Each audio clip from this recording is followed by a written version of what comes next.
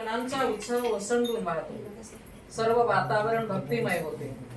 रोज देवी पुढे गोंधळ जोगवा भजनं गायली जातात. सर्व सख्या नटून थटून फेर धरतात, नाचतात, टिपऱ्या खेळतात. एकंदरीत त्यांच्या आनंदाला उधाण आलेले असते. संत तुकाराम महाराजांनी म्हटल्याप्रमाणे आनंदाचे डोही आनंद तरंग, आनंदाची अंग आनंदाचे, अशी भक्तांची अवस्था होते. आणि मग ते गाऊ लागतात, किती सांगू मी सांगू कुणाला.